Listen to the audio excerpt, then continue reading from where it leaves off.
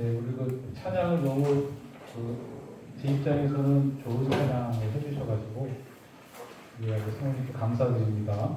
우리 상황 갈 때 꺼져가는 큰 인사이트를 얻었습니다. 네, 용기를 좀 더 얻으면서 같이 이야기를 나눠보도록 하겠습니다.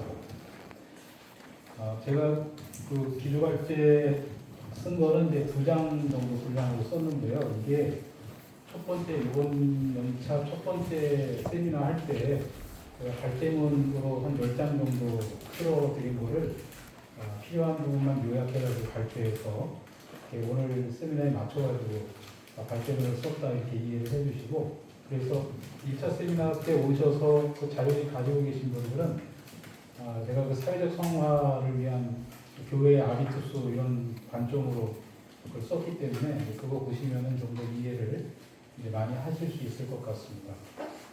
우리 찬양을 이렇게 좀 생각을 하게끔 하는 찬양을 해주셔서 감사한데, 왜 그러냐면은 저는 현실교회가 이게 공적교회의 자리를 찾아가거나 회복할 수 있을까 하는 질문을 만나면 현실적으로 상당히 부정적으로 생각합니다.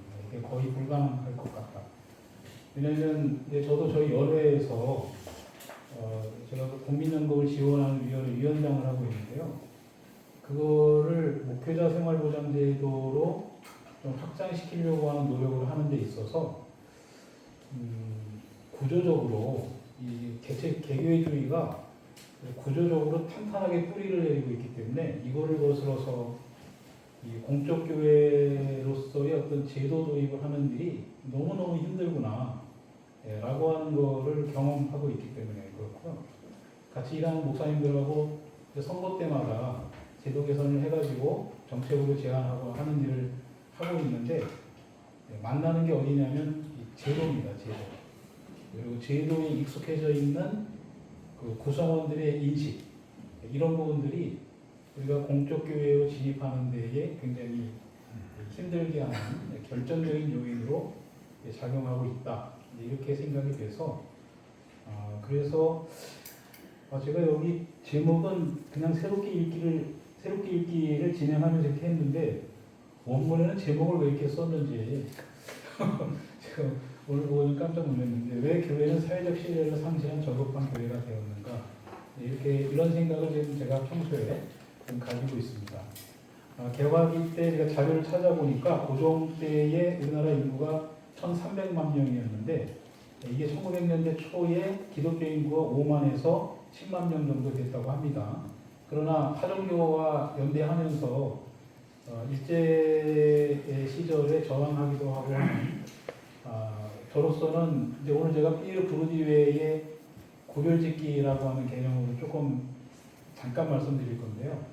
그런 개념으로 보면은 대단히 소중한 자본으로서의 행동인 아비투스를 이제 만들어냈는데, 이런 그 기독교회의 아주 그 고급진 공적교회로서의 전통이 7, 80년대에 한국교회가 수입한 권영신학, 그리고 권영신학이 출산해서 우리의 손에 주어진 교회성장주의에 먹혀버리면서 교회의 자본은 저급한 자본이 됐고, 그리고 그 자본으로부터 나오는 우리의 이제 영어로 헤빗이라고 하잖아요.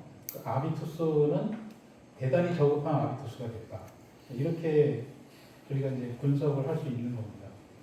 간단히 이 개념을 설명을 해드리면은, 피에르 보르디유는 이제 프랑스의 사회학자인데, 이 사람이 대단히 실천적인 학자였습니다. 그래서 학교 문제 이런 걸 가지고 사진 같은 거 찾아보면은 길거리에서 학생들 시위하는 걸 지지하기도 하고 하는 그런 모습을 보인 사회학자인데, 이 사람이 구별짓기라고 하는 책을 쓰면서 거기에서 자본 이야기를 합니다. 캐피탈이라고 해서 뭐 경제자본, 사회자본, 상징자본 몇 가지 자본 이야기를 하고, 요거 책이 아비투스라는 책이 하나 나와 있는데요. 이게 메르틴이라고 하는 독일의 학자가 이 보르디유의 자본을 7가지로 확장해가지고 쓴 책이 있습니다. 그런 거, 그 책은 좀 자기개발서 같은 느낌이 좀 나서 혹시 학문하는 분들은 읽다가 좀 재미없을지는 모르겠는데 관심 있는 분들은 그래도 읽을 만합니다.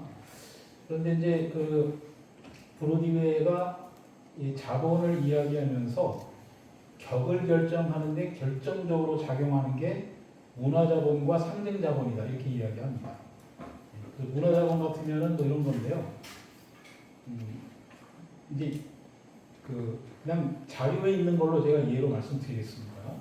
막걸리를 좋아하는 사람이 있고 포도주를 좋아하는 사람이 있다고 합니다. 그러니까 막걸리 좋아하는 사람은 밤새 막걸리 마시고 아침에 길바닥에다가 이제 빈대떡을 붙이죠.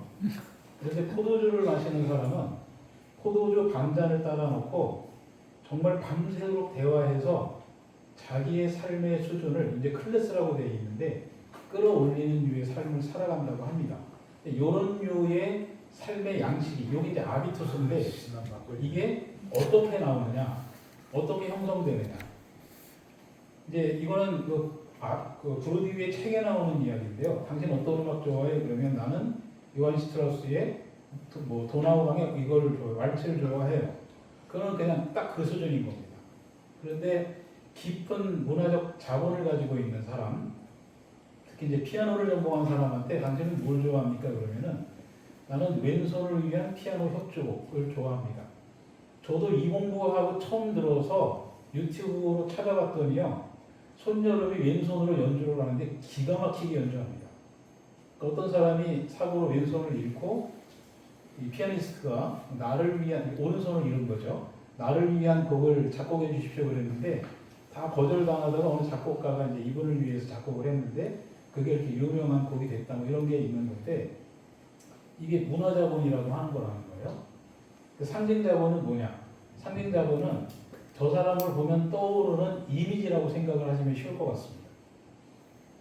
그러니까 저는 교회가 가지고 있는 사람들이 교회를 딱 보면 저 교회에 어떤 느낌을 받느냐 라고 하는 게 우리가 갖고 있는 상징자본일 건데 요즘은 뭐 우리 내부적으로도 세속 만몬주의, 만몬이즘 이런 거 많이 생각나잖아요. 그런데 최소한 70년대에 한국교회에는 이런 것도 주었다고 해요. 순명, 섬김, 그 다음에 저항 이런 이미지를 이제 이 교회 밖의 사람들에게 주어서 그래서 종교는 다르지만 예를 들어서 민주화 운동을 하던 시절에 어려움 당하면 교회로 몸을 피신하기도 하고 하는 왜냐하면 우리는 그런 저항이라고 하는 또는 섬김이라고 하는 이미지, 상징자본을 갖고 있었기 때문에 비그리스도인지 교회에 자기를 위탁할 수 있는 여지를 갖고 있었다는 거예요. 그런데 이제 지금은 아까 제가 말씀드린 번영신학과 번영신학이 낳은 교회성장주의를 우리가 받아냄으로써 교회는 공적교회의 기능을 잃어버리고 개교회 중심주의적으로 꾸준히 갔는데 얘가 우리 문화가 됐고 자본이 됐고 그리고 그 자본으로부터 우리에게 우리의 아비투스가 나타나는 것을 제가 써놓은 건데 교회 개별화, 교회 사유화, 성직자 중심의 일방적인 지도력, 배타성, 기존의 질서에 순응하는 것, 창조적으로 상상하는 상상력의 결핍, 특히 그 세월호 사건을 중심으로 해서 극명하게 나타났던 사회적 약자를 외면하는 이런 게 이제 우리 지금 21세기를 걸어가고 있는 교회가 가지고 있는 아비투스라고 하는 거죠. 이 아비투스를 가능하게 하는 것은 문화자본과 상징자본이 저급하다고 하는 겁니다. 아까 제가 이제 포도주 막걸리도 설명을 해드렸는데, 그러니까 여러분 제가 신촌 쪽을 걸어다녀 보면은요, 아침에 막걸리를 마시고 빈대떡 붙인 흔적이 잘 없습니다. 대학생들 기준으로. 그런데 이게 이제 다른 동네에 가면은 빈대떡이 많아요. 그게 이제 삶으로부터 획득한 자본이 자기 삶의 양식을 결정하게 해주는 겁니다. 그러니까 지금 여러분 우리 솔직히 내부적인 노르웨이라고 생각을 해서 어제도 제가 우리 지방의 목사님들하고 독서 모임을 했는데 다 후배들인데 다 좌절하고 있죠. 왜 좌절하냐면 경제력이 없어서, 경제자본이 없어서 갈 데가 없는 거예요. 경제자본이 없으니까. 그래서 좌절합니다. 이런 아비투스를 우리가 가지고 있기 때문에 이 수준에서 우리가 어떻게 공공성을 담보하는 공적 교회의 여기로 그 장으로 갈 수 있느냐를 고민하는 건데 뒤져보니까 장정에 사회신경이 있었던 거예요. 그러니까 우리 교회는 계시와 이성이라고 하는 두 축으로 균형 잡힌 교회의 모습을 유지할 수 있는 거잖아요. 근데 우리는 지금 이성을 공격합니다. 그걸 옛날에 그 목원대에 계시던 손기덕 교수께서 이 철학적 신앙이라고 표현을 하셨는데 그런 식의 접근을 하면은 이 계시에 기반하고 있는 세력이 집중적으로 공격을 합니다. 그런데 계시만 가지고는 우리가 하나님의 형상을 회복하거나 하나님의 나라를 건설하는 일을 원만하게 해낼 수 없습니다. 그러면 또 어떤 이들은 이성만 가지고 철학적 신앙만 가지고 가는데 그러면 거기에는 경험이 또 이렇게 경험의 결핍이 오기 때문에 그것도 어렵습니다. 근데 지금은 이거는 뭐 제 개인적인 의견을 전제로 해서 말씀드리는데 제가 초부에 가서 확인한 건데요. 계시 쪽으로 너무 많이 기울어 있습니다. 그래서 지금은 누군가가 의도적으로 이성적으로 교회를 당겨서 이게 균형 잡힌 신앙적 그라운드를 만들어 놓고 그리고 교회 공동성을 세워나가는 노력을 할 필요가 있겠다라고 하는 그런 이야기를 하는 거고요. 이거를 부르디유의 이론으로 이야기를 하면 그러므로 이 저급한 자본을 가지고 있는 교회가 자기를 성찰할 수 있는 안목을 회복해서 내가 가지고 있는 자본이 저 사람들에게 고급진 자본으로 이게 엘리트주의를 이야기하는 건 아니고요. 교회가 하나님께로부터 위임받은 그 일을 우리의 어떤 그 예의 바른 태도와 아비투스로 상대방이 나갈 수 있느냐 하는 수준의 그런 이야기를 말씀드리는 건데 그렇게 해 나가야 되겠다. 그런 의미에서 사회신경은 이성을 가능하게 하는 기반이 되는 감리교회의 선언이기 때문에 그런데 사실 우리 연구소 내부에 이렇게 논의를 해봐도 이 장정의 사회신경이 있는 거를 몰랐습니다. 이렇게 이야기하는 부분들이 있었기 때문에 선언해놓고 움직이지 않는 그리고는 계속해서 계시만을 강조하는 이게 이제 해석학적으로 가도 문제가 많이 되는데요. 뭐 이제 우리 아까 좀 이따 유병수 목사님이 그렇게까지 건드려 주실지는 모르겠는데 제가 이해하기로는 레비나스 이전의 철학은 동일성의 철학이어서 이게 한 가지 개념의 모든 것들을 포섭하려고 하는 노력을 했다는 거 아닙니까? 그러니까 계시를 가지고 모든 것을 포섭하려고 하는 그런 식의 교회의 움직임에서 이제는 개체성을 존중해주고 우리에게로 다가오는 약자의 얼굴을 하나님의 음성으로 듣고 거기에 응답할 수 있는 선언으로서의 사회신경을 우리가 읽어볼 수 있어야 되겠다 하는 생각을 하면서 우리가 사회신경 읽어나가기를 이제 하고 있습니다. 제가 우리 발제학 두 권의 원고를 제 원고 쓰기 우리 특히 최 교수님의 원고는 좀 늦게 받아가지고 이거 성실하게 읽고서 여기 멘트를 한 게 아니기 때문에 그 부분은 좀 양해를 좀 구하면서 우리 이제 오늘 유병수 목사님은 인간화와 도덕성 회복을 이야기하고 해주실 걸로 그리고 이제 현장 대비 대안도 말씀해 주실 수 있을지 기대를 가지고 저도 왔는데요. 사실은 뭐 교회도 지금 비인간화가 구체적으로 진행되고 있는 교회 공동체를 우리가 경험하고 있다고 생각을 합니다. 저는 선배 목사님들하고도 이렇게 대화를 해보면 이런 게 확 느껴져요. 구체적인 이야기는 밥 먹을 때 혹시 물어보시면 제가 말씀을 드리도록 하겠습니다. 저는 이 부분이 중세 때로부터 시작된 자본의 등장과 18세기 인문주의 산업혁명 이후로 나타나는 자본주의 체제에서 그리고 최근에는 신자유주의가 도입되면서 효율적인 인간을 양산하는 그런 사회 체제에서 더더군다나 비인간화 상황이 이제 나타나게 됐다 이렇게 보고 아마 우리 유병수 목사님께서 예배와 성찬의 문제로 이 부분을 풀어주지 않으실까 이렇게 기대를 합니다.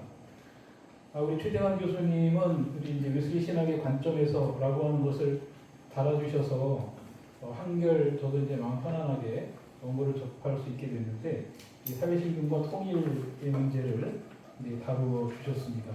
이 통일을 우리가 이제 어떻게 볼 거냐. 왜냐하면 원세대가 점점 줄어들고 그 원세대 이후의 세대가 통일 문제를 다뤄야 하는 이런 상황에서 제가 지난번에 한번 우리 최 교수님하고 한번 작업을 했을 때도 그때 얼핏 제가 들은 거는 우리 통일 문제에 계속 관심을 가지시고 연구소도 하고 계시고 그리고 제가 인상 깊었던 거는 DMZ를 건드리셨더라고요. 언급을 해주시고 아마 생태적인 지구로 이렇게 좀 발전시켜 나가야 되지 않을까 이런 지원도 해주실 걸로 기대가 됩니다.